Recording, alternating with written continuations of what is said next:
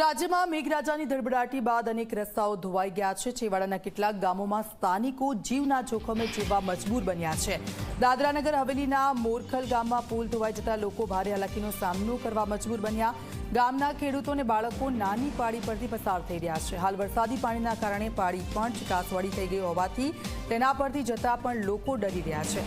ગ્રામજનો વાહનો લઈને એક બાજુથી બીજી બાજુ જઈ શકતા નથી, જેને લઈને સ્થાનિકોને મુશ્કેલીનો સામનો કરવો પડે છે। છેલ્લા 5 વર્ષથી પુલ ધોવાઈ ગયો હોવા છતાં તંત્રએ કોઈ કામગીરી નથી કરી।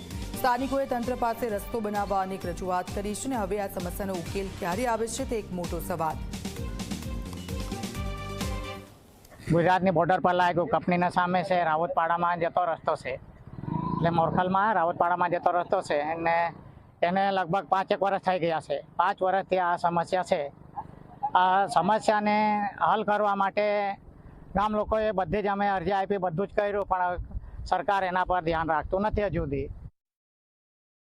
અડધા પાણીમાંથી છોકરા લોકોને જવું પડે પાણીમાંથી ને એના પર બીજો એક ધક્કો બચ્યો છે પાણીમાં, એના પરથી છોકરા લોકો કે કોઈ બી માણસ પણ વધારે પાણી હોય તો એના ઉપરથી જ જાય એ લોકો ને આ બધું ચીકણું થવા માંડ્યું છે વધારે પાણીના કારણે। એવામાં જો કોઈ છોકરું પાણીમાં લપસી ગયું તો જવાબદારી કોની? સરકારની ને। કમસે કમ એ તો ધ્યાન રાખવું જોઈએ કે આ પાઇપ નહીં નાખવો જોઈતો હતો, હાલમાં અત્યારે આ વાયર નહીં નાખવો જોઈતો હતો આ ધક્કા ઉપરથી। હજુ પાણીની સિઝન ચાલુ છે, આ વાયરમાં કોઈ પોરું ભેરવાઈને પડી ગયું હોય તો પછી શું થાય એવું?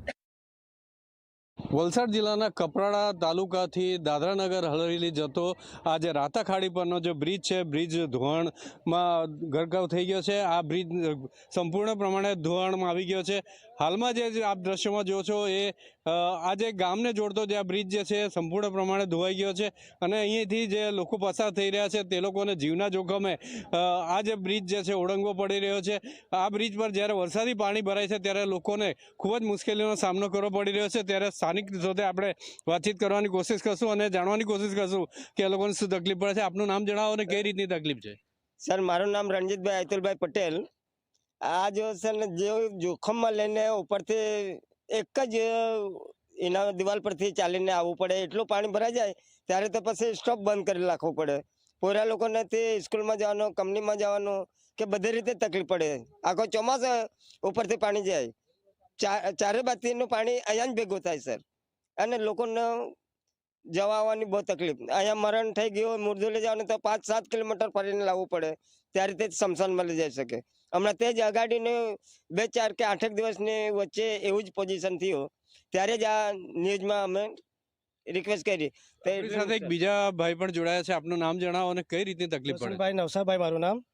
અમારે સવારે ઉઠીને અહીંયાથી કામ પર જવાનું, ફેક્ટરીમાં કે દૂધ ભરવા જવાનું ડેરીમાં, તો સૌથી વધારે અમારે એ તકલીફ પડે જ્યારે વરસાદ વધારે આવે ત્યારે। વરસાદ વધારે આવે એટલે કમર આટલું ભરાઈ જાય પાણી, તમારે રિક્સ લઈને ઉતારવું પડે, ન તો પછી દૂધ આમ જ ફ્રીજમાં મૂકવા પડે। એ અમારે સૌથી નુકસાન છે। ને ધંધાને કેટલું નુકસાન થઈ રહ્યું છે? કામ ધંધાને જ્યારે વરસાદ આવે ત્યારે અમારે કામ પર નહીં જવાય, દૂધ નહીં ભરવા જવાય, એ અમારે નુકસાન થાય। આપણી સાથે એક મહિલા પણ જોડાઈ છે, મહિલાની પાસે આપણે જાણવાની કોશિશ કરશું। બેન, આપનું નામ જણાવો અને કઈ રીતની તકલીફ પડે છે? સંગીતા। સંગીતાબેન, કેવી તકલીફ પડે છે? કેવી રીતે જીવના જોખમે તમારે જવું પડે છે? જીવના જોખમે તમને કેવી રીતે જવું પડે છે? आम्हाला मोठाच पूल पाहिजे। ये धकाल नाही पाणी लाग ने आमच्या बो नुकसान हुए ह ने बो तकलीफ पड ह आम्हाला। ये બધા આખા ભરાઈ જહા। 5 વર્ષ हुले आजो आम्ही बोर जी दिली काही नाही हुए। તો મહિલાઓને પણ અહીંયા આગળ તકલીફ પડી રહી છે, ત્યારે અને યુવાન સાથે બી આપણે વાત કરવાની કોશિશ કરશું કે એમના કામ ધંધા પર કેવી રીતે તકલીફ પડી રહી છે। આપનું નામ જણાવો અને કઈ રીતની તકલીફ છે? મારું નામ વિરેનભાઈ ધીરુભાઈ ગાવિત। અમને તકલીફ આ રીતે પડે છે, જ્યારે કે વરસાદ આવે ને ત્યારે આખું ભરાઈ જાય, તેના કારણે અમને 5-6 કિલોમીટર ફરીને જવું પડે, તેના કારણે અમને ટાઈમનું ડિલે થાય અને અમને કંપનીમાં ન બી લઈ શકે એક દિવસ, તેને અમને રજા બી પડી શકે। અને એવી જ રીતે અમને બહુ જ બધી તકલીફ થાય છે। તેને અમે સરકારને જાણ કરીએ છીએ કે અહીંયા મોટો પુલ બનવો જોઈએ, જેના કારણે ગામડાવાને બી ને યુવાને બી સરખી રીતના જરાક સુખ સુવિધા મળે। શું માંગ છે તમારી પ્રશાસન પાસે? પ્રશાસન પાસે અમારી આ માંગ છે કે અહીંયા બ્રિજ જરાક મોટું બને તો બધાને આવડ જવાની સુવિધા સારી મળે। તો હું તમને ફરીથી પાછો દ્રશ્ય બતાવવાની કોશિશ કરીશ કે આ જે રાતા ખાડી જે છે, રાતા ખાડીની અંદર જે હાલમાં જે પાણીનો પ્રવાહ જે રીતે વહી રહ્યો છે, ભારે વરસાદમાં જ્યારે આ જે પ્રવાહ વધી જાય છે ત્યારે આપને આ દ્રશ્યોમાં જોઈ શકો છો કે જે પ્રમાણે બ્રિજનું ધોવાણ થયું છે, આ જે એક બાજુ આખી જે દિવાલ ધસી પડી છે અને એને લીધે જે પ્રમાણેની તકલીફ પડી રહી છે, લોકોને જીવના જોખમમાં અહીંથી પસાર થવું પડી રહ્યું છે, ત્યારે દાદરાનગર હવેલીના પ્રશાસન આ જે તકલીફ જે છે ગામજનોને પડતી તકલીફને દૂર કરે તેવી લોકોની માંગ ઉઠી છે. નિલેશ જોશી, ઝી મીડિયા, મોરખલ.